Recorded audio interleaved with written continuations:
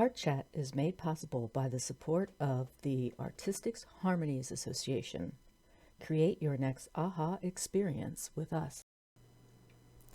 Hi everyone. We're going to start the program here in a second, but I just wanted to let our audio only listeners know that we are going to be talking about photographs of Old Masters' work and then some of Carolyn Anderson's work. So you may want to hop over to our YouTube channel and actually watch this whole video and Art Chat as one thing, because there are a lot of great photos for you to look at and a lot of great insight that we pull from those when we start talking about finding your voice and your style.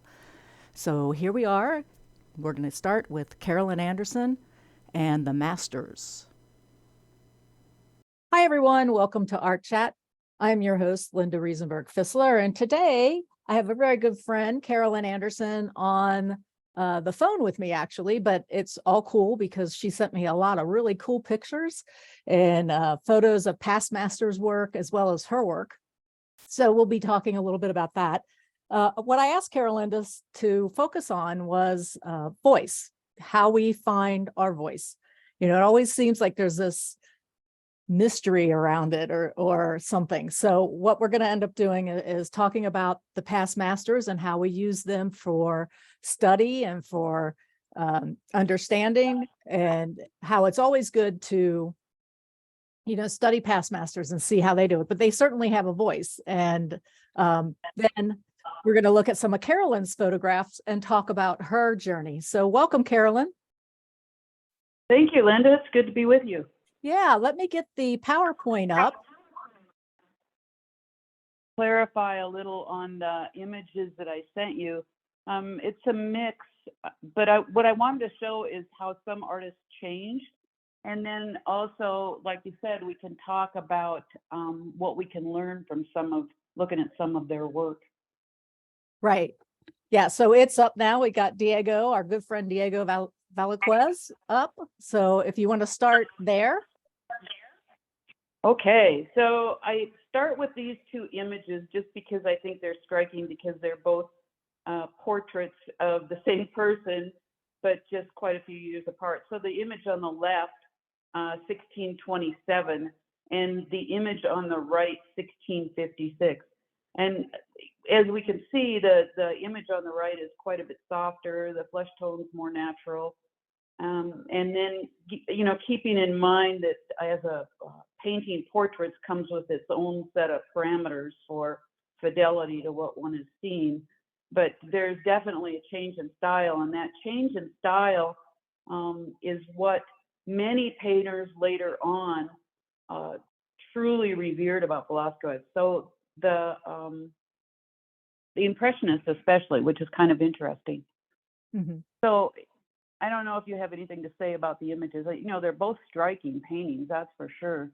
But the one on the far right is definitely painted in a different way, and we can say they're both, you know, given the time period, 1600s, are both fairly strictly academic with the dark backgrounds and right, strong light and shadow. Right. The next image.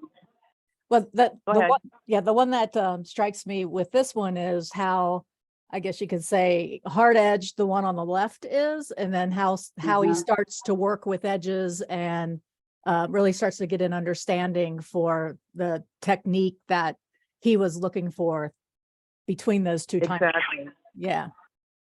Okay. And I think, you know, we see that even more extreme in the next image, one of his paintings.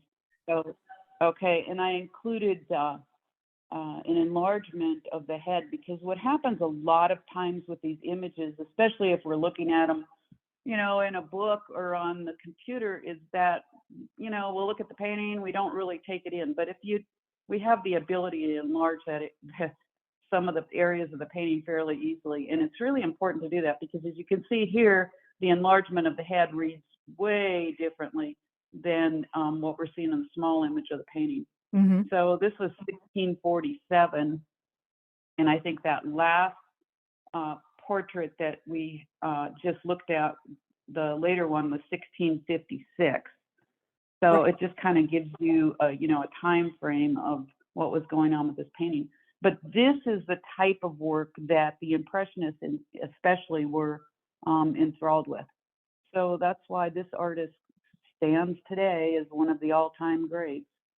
Right. So it's really interesting when the stand back in Cleveland on the left, and then stand very close. We always said when in painting class, we were in Cincinnati area, and we said, go look at it from Cleveland. That would make me go stand as far away as you possibly could to look at it. So, and secondly, this guy looks like the guy from Game of Thrones, the little dwarf. Sure, yeah. But the Game of Thrones fans out there, this does look like Peter. Can't remember his last name, but does look like him. But the interesting thing is as I'm looking at the face and noticing, we did a talk years ago about mastering edges, and some of the lost and found. Some of the area actually looks pointillist, like there's dots, everywhere, but you stand back and you get that full read of that the texture of his face, the color of his face, and how that all blends together.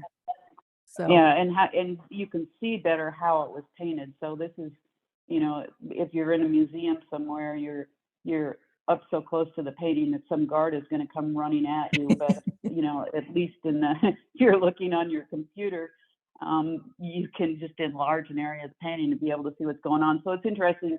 The best way to compare and to start evaluating paintings to see what's going on and how they were painted is to look from one side to the other. So right. For example, on the close-up, if you go over to the left-hand side where we have that stronger light, and then compare it to the right-hand top of the shoulder where we're in shadow, and just see how basically in a sketchy way he painted that shadow and tied in the side of the head to the background. Yeah. And those areas on the left that are light, if you look at the photo on the left, I'm sorry, and then the light photo on there. I mean, that's his ear, right? Just those few passages of light. Oh, yeah. Yeah. It's like, oh, okay. So he didn't really paint an ear. So no. He painted a warm note, if you will. And the shape is kind of in the ballpark.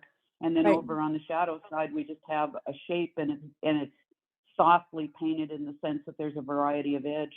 Yeah. The other interesting bit of information on this one to take in, which is fairly important, is you'll see that the shadow at the bottom of the nose goes right into, or on the side of the nose, goes right into the almost the same value and color at the bottom of the nose. There's just a slight break there to suggest the form. And then that strongest dark is over on the left. And then it goes down to the right, but there's a break there. So it's like up and down slightly, which basically means the information moves. Yep. I think the eyes are stunning on this one. Yes. Just the way they're keyed into the eyebrows and how they're painted. So all in all, just something to keep in mind that the Impressionists and Ingres were particularly enthralled by paintings by Velázquez. Yeah. We could sit here all day and talk about the differences here and what we see, but we have a lot of photographs to get through. So I'm going to move on. Exactly. So I'm going to move on to Claude Monet. We jump up to 1869. Yeah. 1869 this is just a small plein air painting. I didn't have a size on this one. I jumped to Monet because I just wanted to get up to some artists later on whose styles changed somewhat drastically over the years. And Monet is a good example. We're still, standard Impressionist painting, which is what we're seeing here on this plein air study. We can see the short brush strokes, which are definitive of a lot of Impressionist work. It has a really good quality of light to it. I think that's what's so stunning about the painting. And then the contrast of color from the blue to the yellow blue actually, but and then the trees. So everything keys together, but it's just fairly vibrant. And so I wanted to have this one as just an example of one of Monet's studies, earlier studies, and then we'll go to the next painting, which is about 6 years later, I think. Mhm. And this one, classical impressionist painting, I think we can agree. Yes. Short brush strokes in the grass, the foreground, and also in the sky and the clouds. Have some nice movement in the dress, Mhm. particularly. But the color is really nice to get that warmer reflections up underneath her sleeve there. Mhm. You know, I think the thing to do, you know, obviously we don't have enlargements on this, but for anyone who's looking to improve their scene and their painting, what you want to do is be able to enlarge an image like this and actually say, well, how did he turn an edge, or how did he create the form, or what's the color change, for example. Yeah. So, or where are the similarities, not just where are the differences, but where are the similarities. You can do the same thing with the sky, you know, when you're looking at the cloud areas, where's the warmer color, where's the cooler color. But anyway, so then we go to this just fairly standard example of an impressionist painting, and then we will go on to the cathedral paintings that Monet did a series of. Mhm. It's So interesting. here we have, yeah, here we have, you know, quite a few years later, and he did series paintings of the cathedrals, the haystack paintings, and then of course the water lilies. But in the cathedral paintings, we get all these studies, especially when they're together, and one can see several of them at a time. They're just incredibly striking. And what he was trying to do here was look for the color. So in other words, you know, a lot of impressionist paintings are not dependent on value as much as they are on color. I mean, obviously we do have some value changes in these images, these particular ones. The ones that have the stronger value contrast, they're a little bit easier to see, to read, if you will. Mhm. But the ones that are just color without the strong value are fairly interesting. So the takeaway on this, what he brought to us, if you will, and what he learned in the process was that color can define form, Okay. but not in the same way that value does. So, you know, color can exist in its own little world, if you will. Carolyn, at some And point, do we as artists inherently learn value enough so that we could stretch out into color relationships and atmosphere more? It almost becomes like inherent, like, you know, we don't change the value with everything. We start looking at that color and that atmosphere and start saying, okay, I want to capture that, but not necessarily through a value change. Does that make sense? yeah, that's a valid way of making a lot of changes in a painting. You don't necessarily have to make a value change to change to a, you know, a different form, if you will. You can make a color change, or to let's say turn the form into the canvas. You can make a slight color change and not a value change, and Yeah. it will do the trick. Yeah, And because that's kind of what we take away from Monet's cathedral paintings too. I'm like squinting at these to look at value, and it's like, you know, if he gets up to 3 values on the bottom row, Yeah. that seems like a lot, Well, look at, you know. yeah, and look at that one in the middle on the top. Yeah, You know, yeah. yeah. But it's obviously put a lot of work into these paintings, and I think as a whole, I think there's a book that's available. It just has the cathedral paintings in it, and it's quite gorgeous. It's really interesting to see. You know, some people might look at this and they go, well, that's, you know, I'm not interested in that. But like I said, you can learn a lot about color and how color defines form, or light, if you will. And what's interesting too, what comes to mind when I look at these images, is the idea that value is a dominant visual element in how we see, but color is a different part of the brain, which is Right. interesting. So color and value are not processed together. I call color the app, you know, that came later. Mhm. So Yeah. seeing value is a part of the primary brain, if you will, and color is this bit of information that is an add-on. And color has so many variables to it that because it changes depending on what's around it Mhm. or what's next to it, will change the color. So colors are never absolute things. They're always variable. So anyway, from Okay. the Monet paintings here, 1892, 93 in the series, and as I mentioned before, Monet also did the Haystack series, which I do have a wonderful quote that I've always loved. Okay. And this is what he wrote about his haystack paintings. I'm hard at it, working stubbornly on a series of different effects, brain stacks. But at this time of year, the sun sets so fast that it's impossible to keep up with. I'm getting so slow at my work, it makes me despair. But the further I get, the more I see that a lot of work has to be done in order to render what I'm looking for. Instantaneity, the envelope, above all, the same light spread over everything. And more than ever, I'm disgusted by easy things that come in one go. Wow. Yeah, pretty interesting quote, isn't it? Kind of Yeah. busts up that whole idea of the myth of mastery, because Yeah.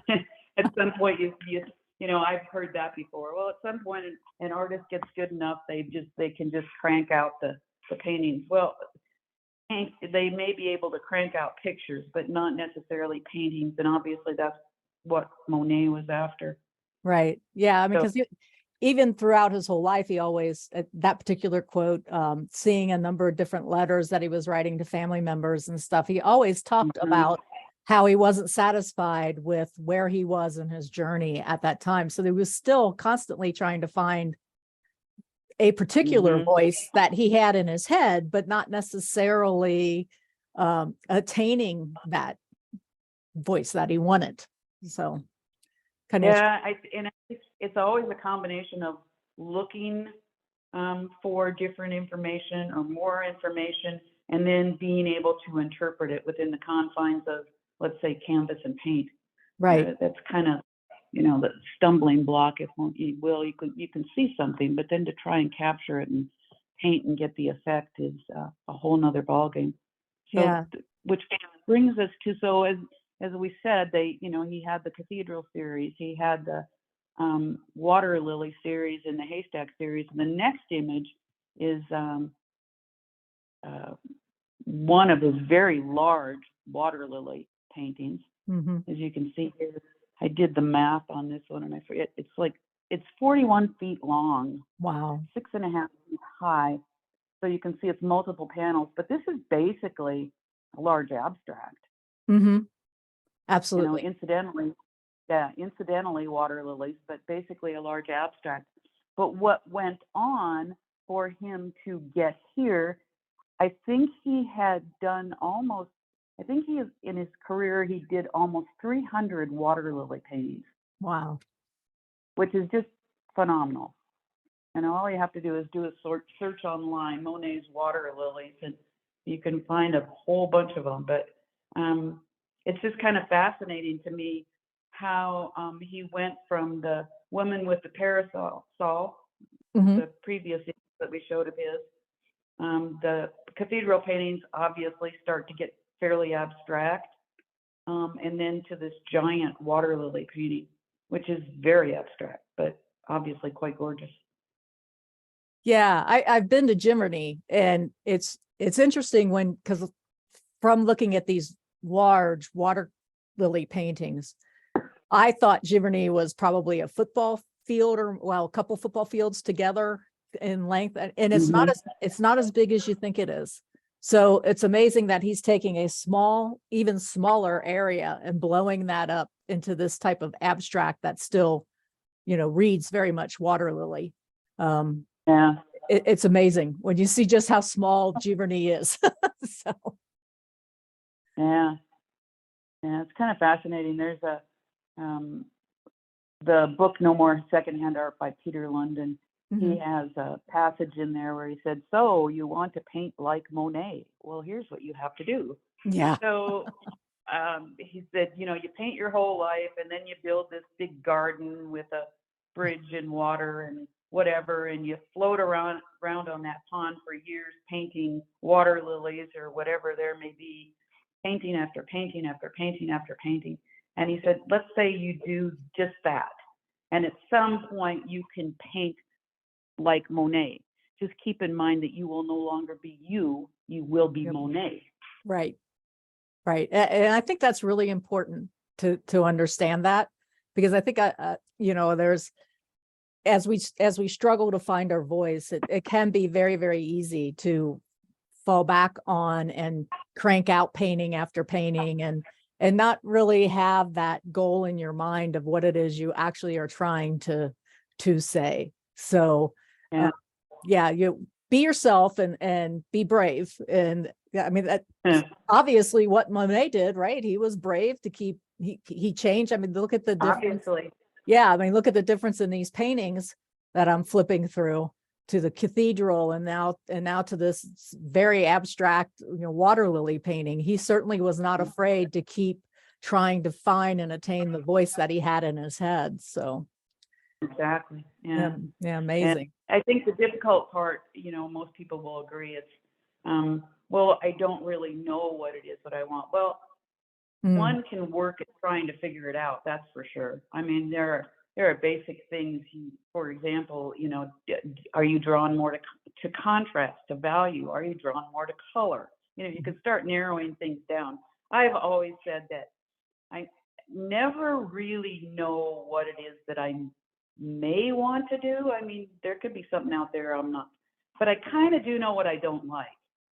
So most of my paintings are just attempts to paint to avoid what it is that I don't like. Interesting. And hopefully, Well, then something comes along that I like. But I just try and avoid what it is that I don't like, so I can eliminate certain things.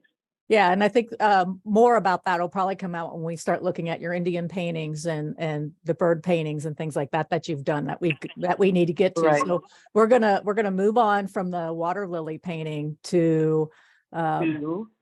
Antonio Mancini. Yeah. Yes. Just quickly, these two images, I just want to point out the difference in the painting. First of all, the one on the left, as you can see, all the not just the figure, but the information at the bottom of the painting is quite a large painting. Is all fairly detailed. The one image on the right, we can see the changes in what he was doing with his painting. The one on the left, I think, was painted when he was quite a prodigy, when he was in his late 20s, which is phenomenal. Okay. That painting on the right, incredibly striking. And if anyone's familiar with Nikolai Feshin, you can see similarities. Not, Feshin came after Antonio Mancini, but Mancini was. John Singer Sargent said that Mancini was the greatest. They were at the painting at the same time, the greatest living painter. Oh, okay. Yeah, interesting, isn't it? Yeah, because I mean, how we hold Sargent in such regard is interesting. I know. Yeah, Sargent tried to help Mancini over his lifetime because he had major mental health issues that probably compromised, his career, obviously. But boy, I'll tell you, it gave us some incredible paintings. So if we go to the next images, here are a couple later paintings, 1895 and 1899. So this is the same period of time, just keep in mind, or John Singer Sargent, Sorolla, Anders Zorn, when we're talking about, more traditional type painting. These two are incredibly striking for just their, what I call density, if you will. They're very striking paintings. They have a lot of density to them. The one on the right is probably one of I think it's listed as one of the first images where we get into Mancini's use of the graticola, which is interesting because, as we can see from the previous images, this guy knew how to paint. I mean, there's no two ways about it. He not only knew how to paint, he could draw, right? Right. Well, what he started using here about 1899 was what he called the graticola. It was basically a grid of wire that he set up in front of the model, And then he also set it up in front of his painting.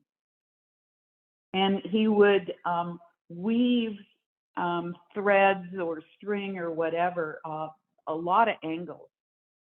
So yeah, so it's kind of fascinating. So it's not a horizontal, well, it was a horizontal vertical grid, but the most interesting thing about it was his use of angles. And that's just an easy drawing thing. So if you have a sense of a horizontal mark, as in the top part of the painting on the left, kind of in the middle there, Yep. we have nice horizontal. Then you can start taking angles from, let's say, if you go from the top of her ear and her hair on the left side of her face, and then draw a line on over, you could make a mark. That'll give you a drawing mark. And then you can come back down again, and then say from her hand, you can angle back up again towards somewhere else, or down to the shadow on her dress near the bottom where there's a darker green. You can do all kinds of stuff. All you have to do is look up Mancini's Graticola, and you can see what he's doing. But it's interesting because he got very dependent on this Graticola. When we can look at his early paintings and know that he certainly didn't need it to draw, Right. didn't need it to paint. But obviously he was looking for something different in his paintings. And his paintings could get very dense and thick because he would end up painting over this grid through to the canvas. Interesting. And his later paintings, you can see grid marks in a lot of the later paintings. So it's a whole nother story in itself. Oh. But on this, just to bring in here one of the famous Russians, I love this painting of the Birch Girls. But to me, it has the same look and the same feel, that kind of density as the previous images of Mancini. Yeah. This is just a striking painting. Not abstract in the sense of where Monet went with his water lily paintings, that's for sure. No. But it still has that almost abstract feel to it. Really striking values, stunning color, pretty much the dance of the trees, if you will. Yeah. And then we'll go on. Yeah. Are you familiar with this painting? No, I have not. This is the first time I've seen it. So it's really kind of funny because I'm sitting here counting like groups of 3, and there's this group of 2, which is really a group of 5, and it's just that's where my mind went. But just absorbing the colors. You break it down, the color, for anyone, you're a landscape painter, the color of the green is really striking. I think that's probably one of the most stunning things about this painting is the colors. It's certainly not garish. It certainly gives the feel of a grove of trees with shadow and light. And light. Yep. And then those 2 trees in the foreground have some stunning notes of variety of warmer, cooler color. And how he puts the orange red in shadow to make it feel cool next to those greens and the darks there. I think that just breaks it up. Yeah, that just breaks it up. Yeah, it's like a reflected light or something. So that's cool. Yeah, nice. Thanks for sharing this one. Okay. So then the next one, we'll go back to more academic painting, if you will. This one is just a self-portrait of Sargent, and I included a close-up here because, again, if you're going to look at paintings like this, you want to figure out what's going on, you really need to crop. You just have to. We don't see it when we look at the whole image. It's the same way in a museum. When you look at the whole image, you can look at one of John Singer Sargent's paintings and go, oh my word, how did he paint that satin dress, for example, And we get caught up in that kind of information instead of just breaking down, well, what's going on here? Warmer, cooler color. How did he handle the edges? How did he turn the form? Those kinds of things.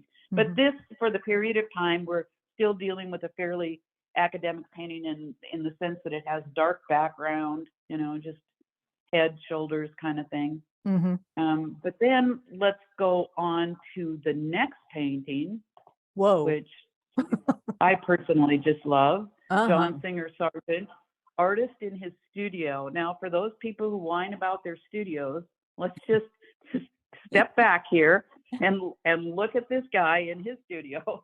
So, but here again, we have the academic areas of a strong value pattern because the figure is reading because of that value, fairly strong. But then we also get all those wonderful notes of warmer, cooler color, which is more for the period of time when the Impressionists were exploring color and color theories were rampant. And so we have the combination of the two, and I think it's really striking. Yeah. It is. I love how that, notice how that pillow is painted in the background, and we get those just kind of slight differences in color when we talk about, you can change areas. You can, if you squint at it, you can see in that back corner of the room. We don't have to lay out the back corner of the room. He's just making those changes by color and slight value changes, but really slight. Yeah. So reminiscent of some of the Monet's cathedral paintings, if you will. Yeah. Those slight changes, It but still in the academic style. Yeah. I mean, there's definitely a graduation from worrying about the foundation of your value study into, I'm talking about along our lives as we paint, really worried about value in the beginning and understanding value. And then all of a sudden you graduate to, we got values down, and now we graduate into this whole world of color and how we use color within each of those, particular value areas, if you want to call them that, for lack of a better word. So, yeah. And all this going on while we're trying to find voice. Yeah, it basically comes down to that warmer, cooler information. So we see that in Soroya's work, and we see it in Zorn's work, especially in Soroya, because Soroya was stronger in his color, a lot of those outdoor paintings. Right. But just to note, like the bed frame here, and see that really strong warm that we have going on. In that the base of the bed, and then compare it to some of the other colors. We get a repetition of that same color up there in the canvas on that painting. And then variations of it where we get that warmer color at the back wall. Yep. Yeah, so just a really striking painting. The next one, here we go again. This is a John Singer. So a lot of times we think of Sargent's portraits, obviously, he made his name and his living doing those portraits, but boy, the guy was capable of just about anything, as we saw, that room study with the artist. But look at this rock painting. This one's in the Minneapolis Museum of Art, and just a striking piece of work with warmer, cooler color notes. Yeah, getting all of my academic stuff in my mind, and it's kind of like, I don't want to say a saying, but typically we, when I was studying with one of my mentors, it was a constant thing of, we'll think about 75% of the painting being light and 25% being shadow, and you can flip that naturally to the other way around, where this is more like 75% of it is light and 25% of it is shadow. But when I look at it technically, that's the first thing that hits me, and the difference in values, the middle ground over here on the left, that's between the shadow and the light areas. It's just amazing how that's played up. And then of course, if you look over to the right side of the painting, there's a boulder that has this blue area on it, and then the shadow area that reads shadow, and it's just amazing how, like you said, how you turn a form with the different colors. Exactly. Yeah. And how you create form. Yeah, and this one too, it's helpful on all these images at some point for people to squint at them, especially this one, because it's a little bit easier when you get rid of a little bit of information. It's a little bit easier to see the pattern. Yeah. So a quick note on this, because it's kind of interesting. I was just recently at the Oil Painters of America Master Show, and Scott Christensen was the judge, And Scott had an absolutely amazing painting in there of rocks. Not like this, not all these little rocks. He kind of a larger rock, and but it was absolutely stunning, and the color in it was really subtle. The patterns were fairly subtle. Mm-hmm. And so I was talking to Scott about the painting, and I said, you know what that reminds me of?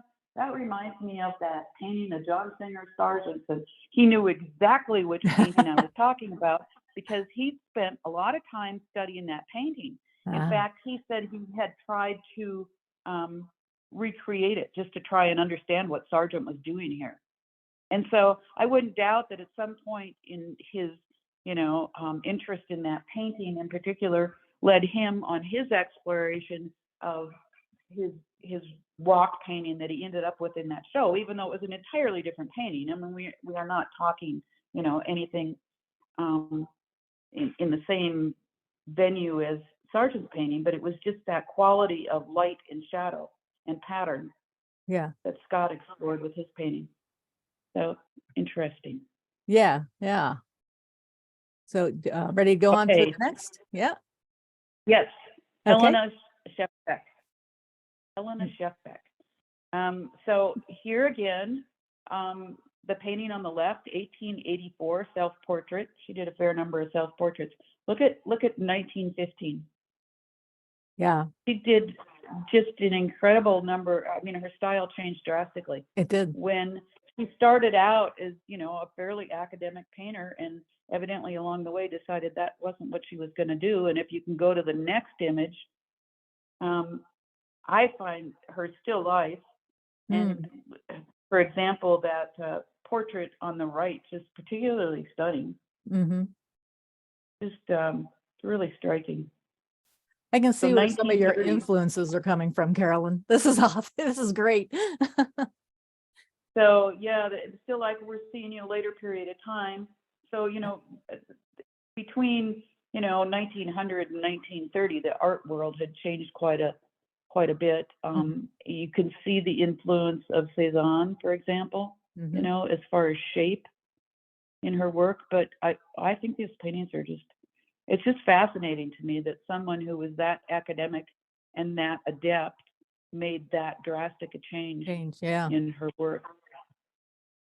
So then we will go on to a little bit later painting, and I had to throw in some Nikolai Feshin. Of course. Yeah, so think back to the Mancini paintings, where we get those striking patterns of darks and, little clips of dark and how it creates a pattern. We can see that in this woman in the white dress here. This is 1912. Striking, this is this is a painting that we definitely associate Nikolai Feshin's work with. More of his early period, if you will. The next painting,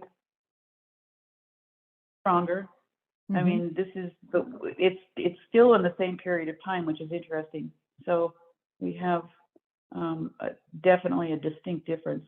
That this one from 1912, I just love the notes of color in this one. The head is really striking. We get the dark pattern going on. Everything is a little bit more chaotic, if you will. Not as straightforward, but it certainly has a beautiful look to it. So, which brings us to another Russian, or in this case, the two Russian brothers. And I include this one because this is one of my all-time favorite paintings. So, 1956. So we've gone up quite a bit in time. Right. Alexei and Sergei Tkachev. Yeah, and I include the close-up of the face because here again, it's just a whole different look when you start looking at that painting. And the reason I like this painting so much is, number one, it makes me smile when I look at it. I once had a student ask when I had showed this image something about what the heck is going on with their bathing suit, and I said, this was before Lycra, for heaven's sakes. We didn't have stretch, let's get real. But the big thing is just that quality of light. We get those kind of shorter brush strokes, if you will. Think back to that Monet study. See how the water behind the woman is handled? Yeah. We get some similarities going on there. We get some striking color in the towel or scarf wrapped around her head. Yeah. And then the contrast on the face with that strong orange on her face, you know, we really get that sunlit feel, if you will. But Yeah. when I look at that face, when you see the enlargement of it, I always go to, how the heck, where were, and I say they because they did paint together, to get that face. It's just striking. A little note of cool above the mouth, Mm-hmm. another little note of cool on the nose, and then the eyes. You know, you kind of go, what the heck? Yeah. Yeah. Wow. Just yeah. I mean, once you start breaking the painting down, but you can still see the value pattern, the dark value on the shadow on the scarf to the head, coming down on the right-hand side, and then note, and then the dark on down. So you still get that pattern, which balances out with the dark on her left eye. Yep. You're picking up a little more shadow right there. Yeah. Mm-hmm. So same kinds of information, just used in a different way. The next one is also what I call a head scratcher in a way. Oh, yeah. Simcoff, A Bright Day, 1963. I love this painting because, you know, some paintings it's easier to get into the artist's head.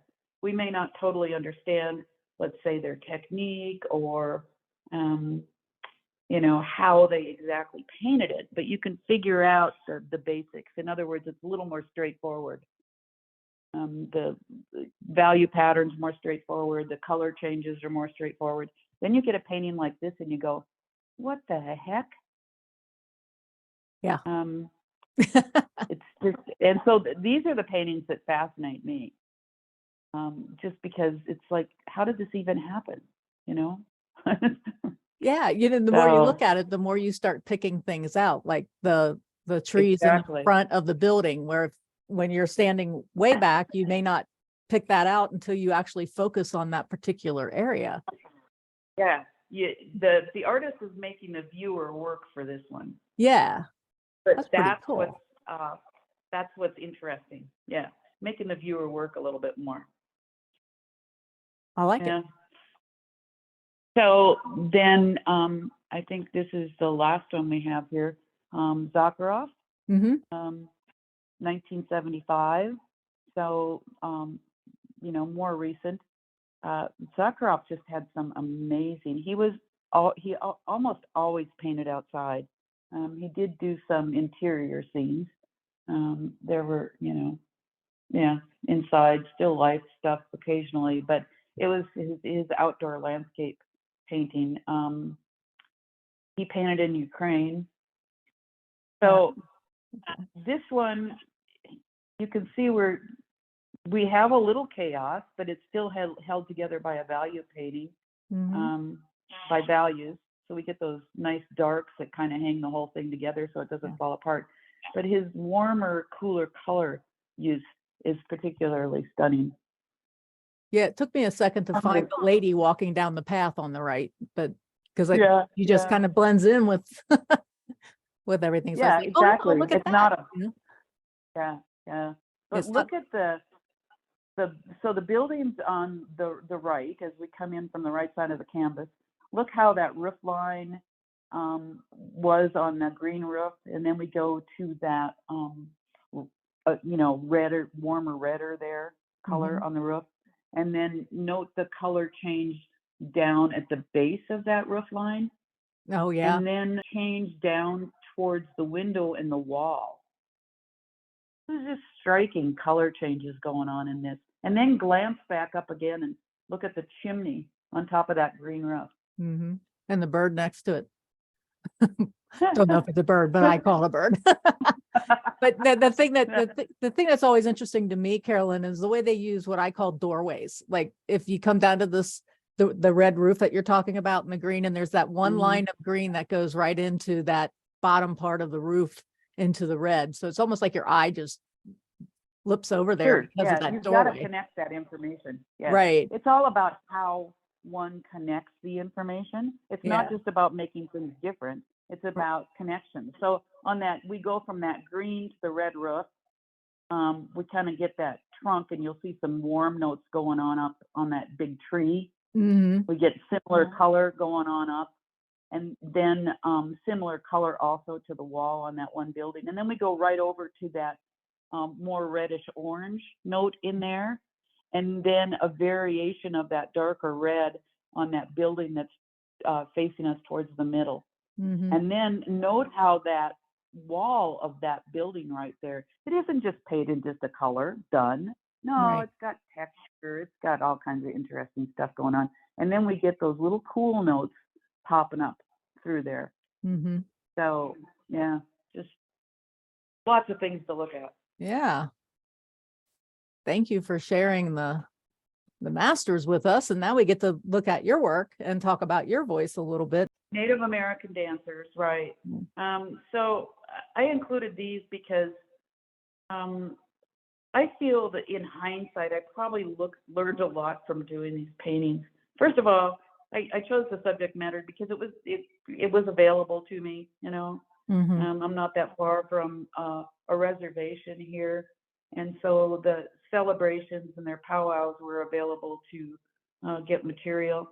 And then, of course, because I basically built my career in the Western market, you know, Mm-hmm. there's always that factor. But I didn't want to do them like other paintings that I had seen of the Native American dancers because they were all somewhat frozen. Now, this first image, because I did include some really old paintings in here. So the first image is a very, very old painting. This is probably from, I'm going to say 30 years ago. Wow. And so some of these paintings, I can still remember the struggle that I had with them when I painted this one in particular. I mean, you know, they kind of stick in your head. Mm-hmm. And so what I wanted to do was keep a sense of the movement. I didn't want all hard edges because I didn't want a dancer who was frozen. This to me is kind of frozen, you know, from how I look at it today. But at the time, you know, I was trying to do something, and Right. so I didn't want a dancer that was frozen. So I had to watch my edges. So a lot of what I would do is say, well, if I don't, if I need to pay attention to my edges. Where do I want to lose an edge, and where do I want to find an edge? Mm-hmm. So then that isn't just a means of, say, creating an outline, but also how you use your values around the figure, which I got more adept at later on, but while still maintaining something that's interesting. So you can go up to the top of the image on his, I remember just working the heck out of that face. I had a hard time with that. Well, and here's the thing, because it's not about making a little tiny portrait with little tiny eyes and a little tiny mouth, you Right. know? So Right. sometimes in order to get the head to sit right within the whole image, you know, it would take a lot of back and forth of adding information, taking information away, whatever it could be, you know? Mm-hmm. But if you go up to the hair shape up here, and then we get that warmer note of color on the headdress, and then the feathers going off, it's just a matter of connecting the figure to the top of the canvas, basically, Mm-hmm.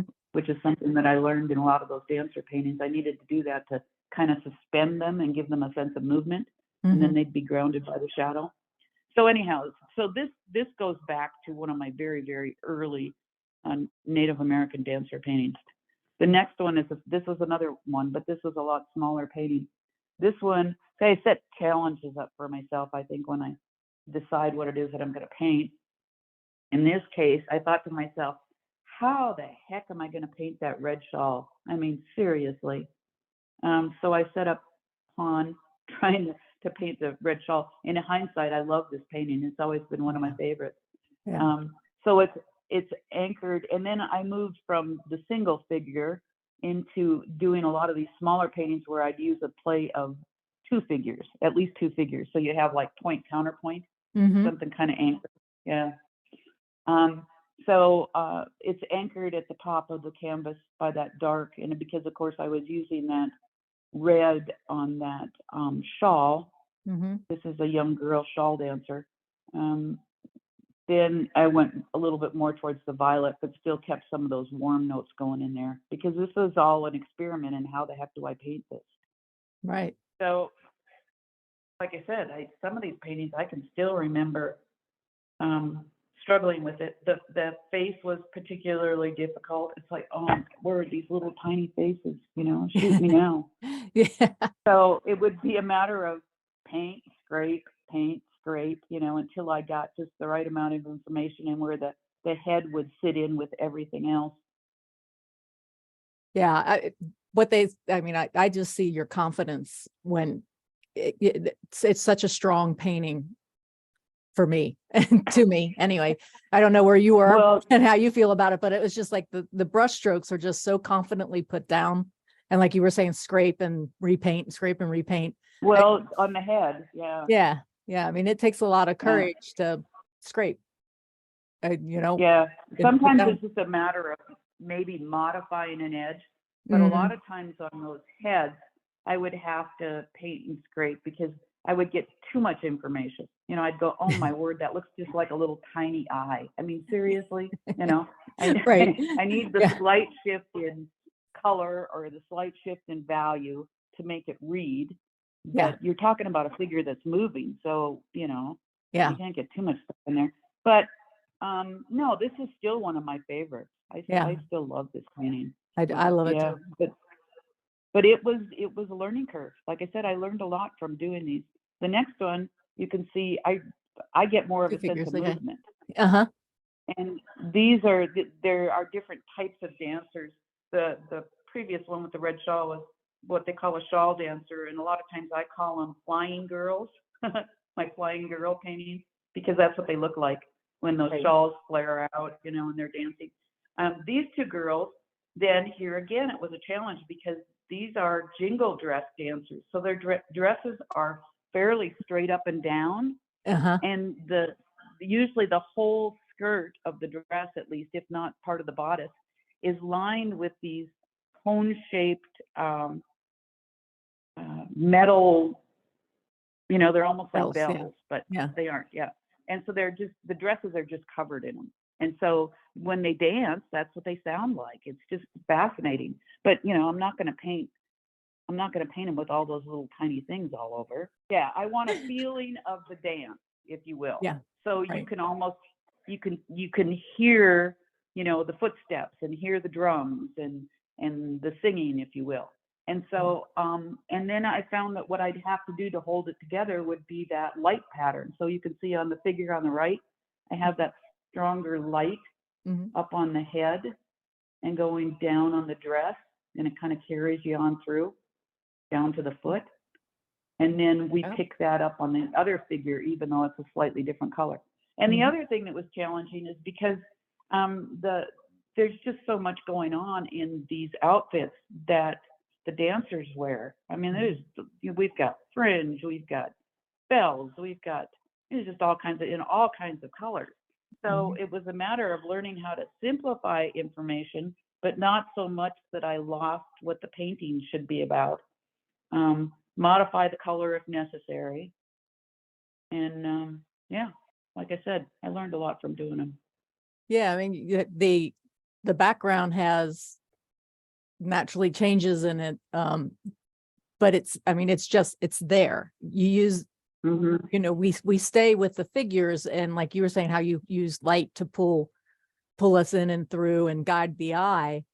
I'm like speechless, but because I don't think I've seen your Indian dancing or your Indian paintings before, but it's Oh, the way that you've done this is just amazing. From, like I said, if you did too much to the background, it would take away from the strong figures in the front. So yeah, I mean, going through the masters and what you were pulling out from what the masters, the past masters have done, and understanding that, and then taking that into what it is that you wanted to say about the Indian dancers is just, I mean, it's spot on. It's yeah. Well, like I said, I did learn a lot, and I had to.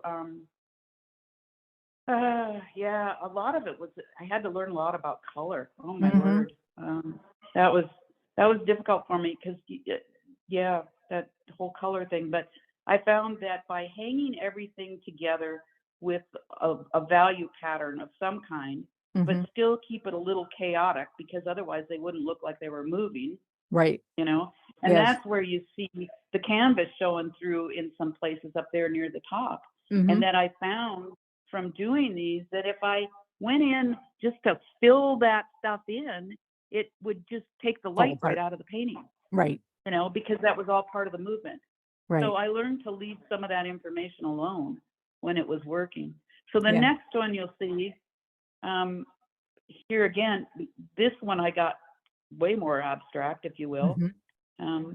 If you look back to, I mean, the difference between that shawl dancer when I was beating myself over the head trying to figure out how to paint this red shawl, and I like what I did there, but then I can't just keep doing the same thing, in the same way. Heaven Right. forbid, it would be boring. So this one entirely, these are young boy grass dancers. So they have this yarn on their costume, and then a different kind of dance. They all have different types of dance. A difficult pose, if you will, Mm-hmm. where how the figure's bent over here, Mm-hmm. which is probably something I wouldn't have tackled in the same way early on, but I got a little bold on this one, and I don't know how I kept it together, but I did. So yeah, and then the nice blue note, which kind of here, fits. Yeah. So Mm-hmm. there you have it on the story of my Native American dancers. Cool. And then everything that you learned, you put into your thoroughbreds, right? Well, I was doing some of these at the same time. I mean, they're just a different kind of painting. Oh, okay. So it's not that I had where I just did Native American dancers and didn't do anything else. No, I also did horses. And no, I'm not a horse person, but I do like painting them. There's a lot to be said for turning the form and space, if you will. Yeah. I like that, still keeping that sense of movement, because I do like movement in my painting. Yeah.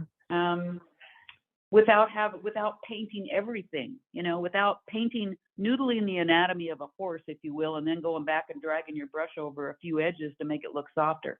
No, right. I wanted to build the horse from those elements, a warmer, cooler color, light and shadow, and then hopefully by the time I got done, it would look like a horse kind of thing. Yeah. So so I'm looking at the horse's back and how you turn that form there with the white light color, then into another warmer color, yellowish, and then to the orange, then into that chestnut that we usually see with the horse. So that form turn there is wonderful. Into the shoulder, then the face that's in shadow with the white on his face, the difference in the white color and shadow. Yeah. Mm-hmm. Yeah, I like the lost and found edge on the leg too. Yeah, one thing I always liked about this painting was, like I said, I like looking at paintings that I kind of go, what the heck was I even thinking? But in hindsight, I look at it and go, well, it worked, because it's how I did that hat on that guy and his head, and you'll see his face is basically green. It's the same color as the hat, heaven's sakes. It comes down into the shadow on his shoulder. And it's just that crisp note of light on his shoulder that basically gives us the form. And if you follow that light down, it goes to the back of his pants, and then we get another note of green there leading down into his leg. So it's things like that I kind of, I don't know, I enjoy when it works, Yeah. So cool. So the next one, just another horse. So same ideas, value, color. Cool. Yeah. Not afraid to use white.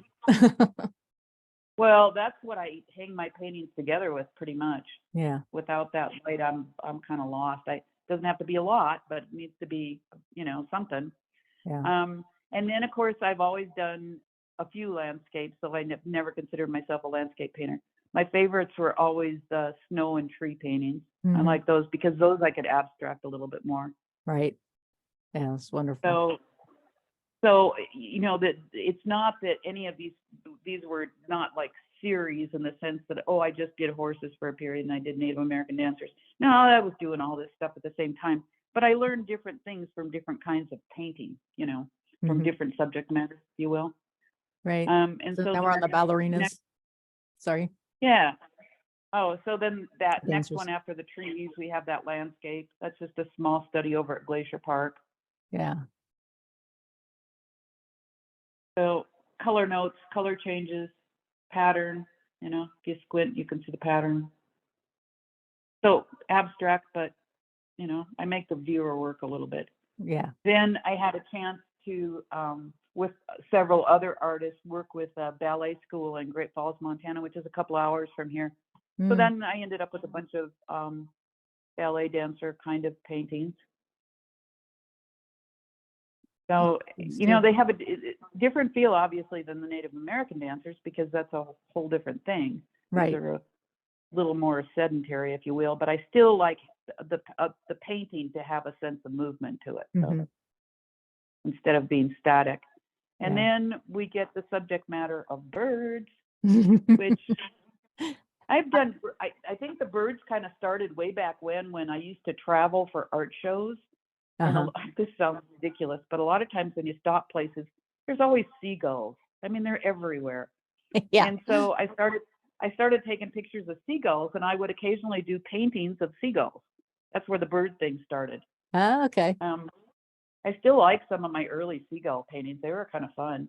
But anyhow, but then at some point, you know, I started getting just a little bit more abstract with my birds. So these are a little more recent than years ago when I did the seagull paintings. And you can see that, I don't know, I just try and make it interesting. Right. So we have the, you know, collection of 3 birds, 2 finches and a robin. And then the next one, yeah, that's where I really kind of went, Yeah. I don't know. But to me, I love paintings like this, the ones that surprise me, where I can look at and go, what the heck? What were you even thinking? I don't know, but I like it. So, Right. but sometimes it's difficult because it's easier to model solid form sometimes, you know. So in other words, noodle the bird. You paint feathers, you do this, you do that. You know, it's like, no, I don't want to paint feathers. There's no way I'm going to paint feathers. But I want the bird to look like it has feathers. But I also want my birds to look like they're about ready to fly. Right. So if I put that kind of detail on it, it'll just stop the bird in its tracks. It'll be a stuffed bird instead of a live bird. So then this is just as much an exploration of how to paint the bird with some interesting color and value, I guess. People. All along, and of course I did people. So the first 2 images we have here, this first one, they're very old paintings. And here again, some of these I can remember painting them. I can remember the struggles I had with them. Oh my word, you know, shoot me now. What am I doing? So, but it was always important to me to lose edges. To keep it from being a rigid figure in the frame. So then you have to look for those places to lose edges. You know, obviously the light is a good place to lose edges, but then you need to define the form. So that's what, just trying to find the information that defines the form, and color notes, value, making changes to hang things together. For example, I kind of remember see that strong warm color on her neck. Well, I didn't like the way this was working with hair coming down on either end. Yeah, I didn't like that. So I just changed the value. I changed the value and the color and keyed it all in together. Well, then that's a color note that keys in with the warmer notes elsewhere in the painting. There's a warm shape, or that we have a vertical warm note going up. That's actually the side of a door frame, but so, right, yeah. So then it becomes color notes and not just a neck, you know. Yeah. The next image, kind of the same thing. This image is a little off because this is from an old slide that I think I mentioned to you. Some of the slides have kind of degraded in color over time, but I was able to edit it a bit to get back to what the painting kind of looked like. Yeah. But this is another, you know, light. You can see, kind of hang it together with the light. In this case, we've got the light coming from the window from behind. but it's the light shape on the girl's head. See that, and I can vividly remember this, the little girl with the dark hair. These are two sisters. Mhm. Okay, and you can see the light on the side of the face. Well, Right. her hair was all dark. The light on her hair was definitely not this value, but Right. I just connected it, you know, to make Right. it read better. Otherwise, you have a little girl with dark hair, and I wanted a painting. Right. It was kind of fun. One girl had green socks on, the other girl had pink socks on. You know, it was kind Yeah. of fun. Yeah. Yeah, it's wonderful. It's like I keep looking at all the doorways that I call, again, I don't know if I picked that up from you or just Yes, from that's some, me. that's you? Doorway. Okay, great. But yeah, I mean, it's just so that your eye just continues moving and, technically we could talk edges where there's, a very soft edge or a lost and found edge. Right. But, I like the idea of doorway because the eye just keeps moving onto the next beautiful shape of color Exactly. that Yeah. sits with, that when you step back becomes the little girl's head and hair. But when we start to really look at it technically and very closely, it's like, wow, look at that brush stroke, look at that edge that's not there. Look at, and your Mhm. eye continues, like you were talking about before when we had a number of conversations, is, lost and found edges are probably one of my favorite things, but it's all this whole thing of what your mind automatically starts to draw, and then Mhm. backing away from that so that you can get your mind to actually do that is takes some talent. So, Exactly. Well, it's about how we see. We tend to see things. Okay, mhm, that's how we see things. When it comes to painting, you're way ahead of the ball game if you can start to put more attention on light and shadow and color changes. mhm, So the heck with the thing. I right, don't have to create a whole side of the head because if I just give you a little bit of information, you're going to see it. I don't right. need to give you a bunch of information. Yeah, so So don't if paint the I eye lose like an that eye. information, Yeah. yeah, if I lose some of that information somewhere else, then I can concentrate, call your attention to things that are just maybe a little more interesting. Like that little, so we have the girl on the left, the little girl with the dark hair. We have Mhm, that tilt to her head and that wonderful little shape of her hair on the left there. mhm. Yep. I find stuff like that interesting. And then Yeah. we kind of come into her face, the light kind of keys in there, and then down to her neck. You can see where the light from the background comes into the light just a little bit on her neck. Mhm. And then we get the shoulder. So it's not all connected, Right. but we'll see it as connected. Mhm. I don't have a problem seeing that. I mean, Yeah. some of my paintings, I make the viewer work a little bit more. And I think the next couple paintings are like that. So the Okay. next one, this is Okay. dancer paintings. And this Oh, yeah. I have to say, I this is because my friend Louis Escobedo. Now Louis is a colorist. I mean, that's he lives and breathes color. Okay, that's his big thing. And Mhm. we have often painted together. And this painting was done when Louis and I were painting together. So I kind of push the color more than I Yeah. would ordinarily do. But in hindsight, I love it. I love Yeah. that little note of kind of turquoise, blue green on her back there with Yeah. that warm on her shoulder. Yeah, Uh-huh. I mean, I did some things there that were kind of wild and crazy, but you know, and then that little note of green and orange right at the top of her hair. Now, you would think if you were just modeling the form, you'd go, well, those two things can't exist together like that. But, hey, for a whole, it works. Yeah. So you just kind of sometimes have to let go of that information, try and Right. find it another way. And here again, it's the light. See the light on her face Mhm. coming down to that nice neck, which Mhm. is so her face is fairly warm, except for the forehead is a little cooler, and then her neck is really cool or cooler. Yeah. So yeah, and then the same way with the next one, because this is another one of the Oh, paintings that I nice. look at today. I go, what the heck was I even thinking? But I know what I was thinking. I was thinking, by golly, I'm going to try and make this thing work. So, young girl, there was some, her mother was standing behind her, so there was some red back there from the mother's dress or something. I don't know. But then I don't know where all this green came in. But I decided I'm going to see if I could make this work just by following the pattern of shadow. that kind of defines the form, Mm-hmm. and not, there's an element of, I can say I'm not going to paint hair, but at some point you have to look at it and go, well, okay, what's going on here? Mm-hmm. So warmer and cooler notes, Yeah. moves the eye around, Nicely done. do kind of my little typical dark anchor at the top and then off to the side. Mm-hmm. So, and then I think the last one here is just same idea, just more put together, a little more formal, if you will, but it still has all the same elements that I use in all my other paintings. Yeah. The red orange on his cheek, right below his eye. It's her. Her. That's a I'm sorry. woman. Sorry. Her. Look at her eyelashes. Can't you Sorry. tell by her Hey, I eyelashes know and her guys who have eyebrows? better eyelashes than me. So, so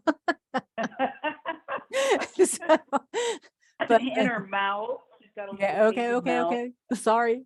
So, No, you aren't the That- first one that's done that, so I think it's kind of funny. I suppose because her hair's pulled up. hold up. She was Yeah. a dancer, and she had a kimono thing over her what she was dancing in, but it had that little bow tie. See, I think that's what Yeah. throws people. Yeah. And I love that bow tie.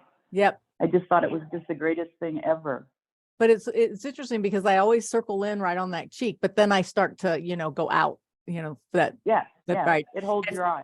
Yes. Yeah. And then, naturally you got some of the similar color, right on her right shoulder, or actually her left shoulder, and, Yeah. and on down into the hand. So directing the eye. Yeah. There's a repetition of color notes, like the warmer notes. Like you said, you go to that little brush stroke of orange color on her cheek, Mhm. and then you just come right over to the right-hand side, and you'll see a warmer note, more of a pinkish, adobe-ish red, lighter Mhm. red, next to her green. Right. Well, that green's kind of a stopper with the red. I mean, it makes it punch. And then you trickle down to the warmer note above her hand. There's a couple warmer notes because that whole kimono was patterned, obviously. Mhm. And, I'm not going to paint a bunch of patterns, but I suggested it. I thought I Right. did a good job suggesting it. You did. And then we get the warmth on her hands, Right. So, yeah, just everything just kind of moves around. Yeah. Well, Carolyn, this has been marvelous. I'm going to leave the Well, picture thank up you, so that Linda. they don't have to look at, or look at me, and I'd rather look at the painting. But I think that was your last one. Is that right? Yes. Yeah, That was the last one. Okay. So I guess, there in the walkthrough that we did with the masters and with your painting, there are certain things that become style, and I don't know, voice is voice like style, or is voice just something, I mean, naturally you're trying to achieve a technical thing or a style. I guess what I'm think saying, go ahead. I know people get caught up in this whole, Yeah. sometimes I think we lose ourselves. That's easy to do. Okay. Because maybe we're trying to master some kind of technique, and in the process we start using somebody else's technique, maybe, Okay. and then it's easy to lose yourself. But it still comes down to, when you think of all the variables that there are or can be in a painting, there are a lot of them. I mean, Right. I think when we went through those master images, you could see, the variables. I mean, look at from Monet's Impressionist painting to then the abstract that happened. Well, that was just a search on his part for some other kind of information.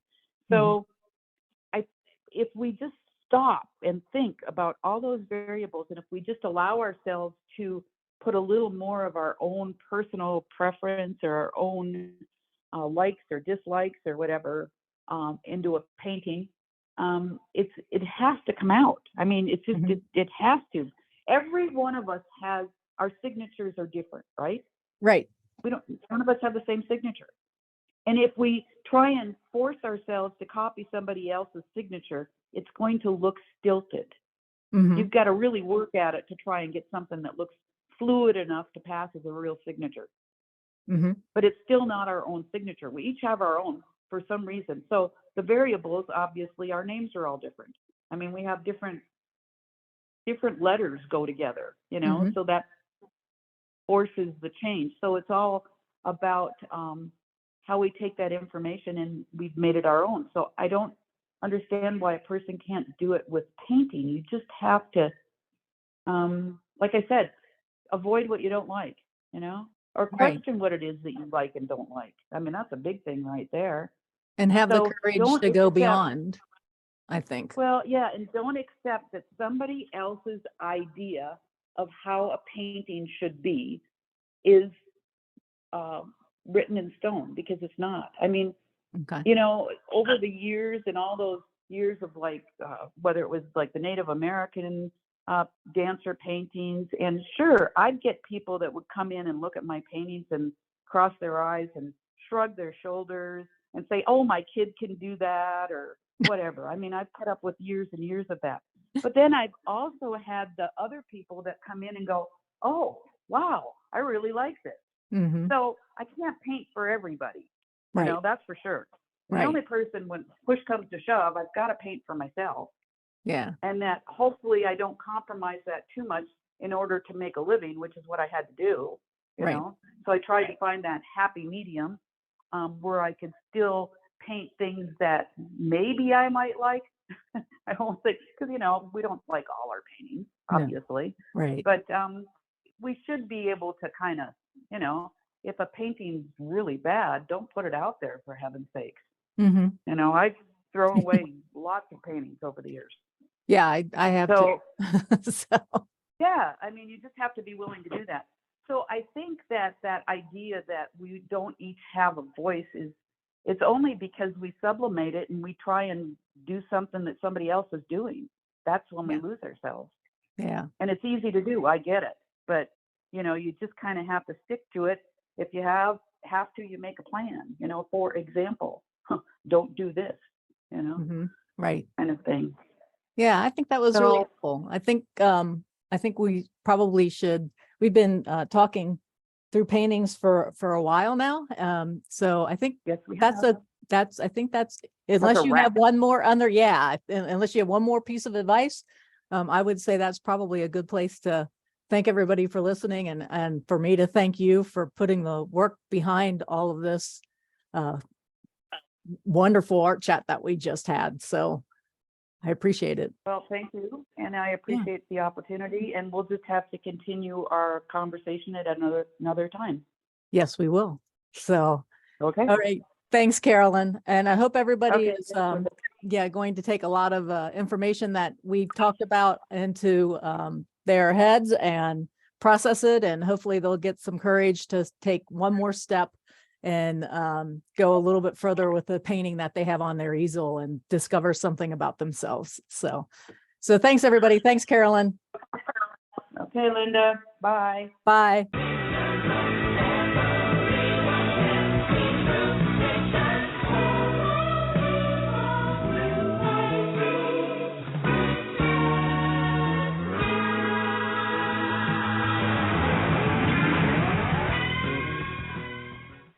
Art Chat is made possible by the support of the Artistics Harmonies Association. Create your next aha experience with us.